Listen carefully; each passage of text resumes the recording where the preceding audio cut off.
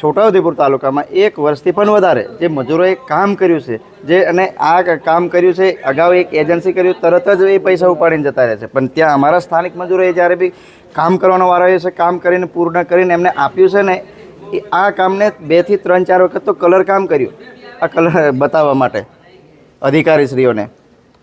તો આ પેમેન્ટ લેતે લેતે લોકોમાં રોષ ઊભો થઈ ગયો કે આ પેમેન્ટ અમને ક્યારે મળશે. ક્યારેક અમારા જોડે ઘર્ષણ થતું હોય છે, પબ્લિક જોડે, મજૂર જોડે. થોડા સમય પહેલાં છોટાઉદેપુર ને દાહોદનું વહીવટી તંત્ર અને છોટાઉદેપુરનું વહીવટી તંત્ર એમાં શું ફરક છે ભાઈ?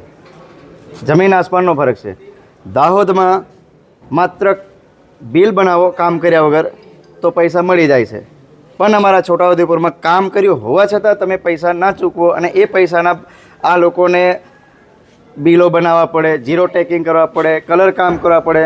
તો ગુજરાત રાજ્યમાં અમે પણ રહીએ છીએ સાહેબ, ચાલુ સત્તાના માણસો છે. હું ભારતીય જનતા પાર્ટીનો કાર્યકર્તા છું અને ભારતીય જનતા પાર્ટીમાંથી આવું છું.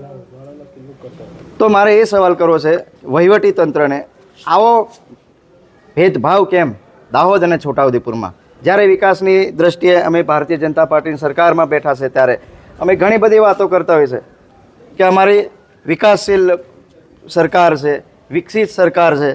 ત્યારે અમારા મજૂરોએ કામ કરેલું જે મજૂરી લેવા માટે પણ અમારે સંઘર્ષ કરવો પડતો હોય છે. ત્યારે મેં આજે SBM શાખામાં અમને બાહેધરી આપી છે કે થોડા 5 થી 6 દિવસમાં અમે એ ચૂકવણું કરી દઈશું. જો ચૂકવણું ના કરવામાં આવે તો ફરી પાછો મેં 1 અઠવાડિયામાં સમગ્ર તાલુકા પંચાયતને કચેરીને તાળાબંધી કરીશ.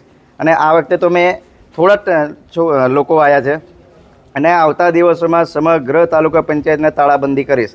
જો આ અમારા વિસ્તારના મજૂરોને પૈસા ચૂકવણી ન થાય તો દાહોદના મજૂર આવે એને તરત પૈસા મળી જાય, દાહોદની એજન્સી આવે ત્યારે તરત મળી જતી હોય છે. મેં ઘણીક વખત થોડા દિવસો પહેલાં પણ એક સવાલ કર્યો હતો કે જેટલી પણ દાહોદની એજન્સી છે દરેક એજન્સીની તપાસ થવી જોઈએ.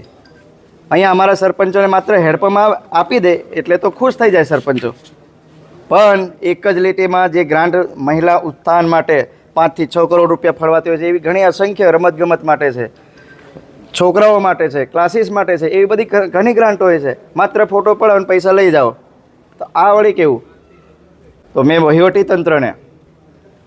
તંત્રને જે છોટાઉદેપુરમાં જે છે એ બધા વહીવટી તંત્રીઓને મેં કહીશ કે હવે સમય બીજો નથી મિત્રો, બરાબર? એટલે તમે દાહોદની જેમ અમારા છોટાઉદેપુરને સમજવાની કોશિશ ના કરે અને છોટાઉદેપુરના જે કંઈ છે, જે વિકાસની દ્રષ્ટિએ જે સરકારશ્રીના કરોડો રૂપિયા ફળવાય છે, તે કરોડો રૂપિયા જાય છે ક્યાં? અને એનું કામ થવું જોઈએ આપણા વિસ્તારમાં છોટાઉદેપુરમાં. અને 5 લાખ, કોઈ જગ્યાએ 6 લાખ, કોઈ જગ્યાએ 2 લાખ, કોઈ જગ્યાએ 1 લાખ, એવરેજ 20-25 લાખ રૂપિયા વધારે. અને આ જ કામ જો એજન્સી કરે ને, દાહોદની કોઈ એજન્સી, તો તરત એને બિલ મળી જાય. પણ ઉદયપુરના લોકલ મજૂર, લોકલ કારીગર કરે ને ત્યારે બિલ લેવા માટે અમારે ધક્કા ખાવા પડે. કોના પર આક્ષેપ કરી રહ્યા છો કે વહીવટી તંત્ર જ જવાબદાર, જિલ્લા કક્ષાનું જે વહીવટી તંત્ર છે એ જ જવાબદાર છે. હા, દાહોદમાં બિલ ચૂકવણું થાય છે. દાહોદમાં ક્યારે તમે ઘણી વખત કરોડો રૂપિયાના ભ્રષ્ટાચારનું જોયું છે તમે, બરાબર?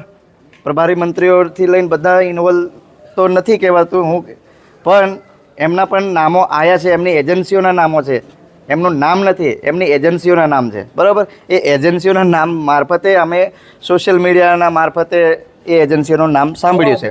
સામે કાર્યવાહી થવી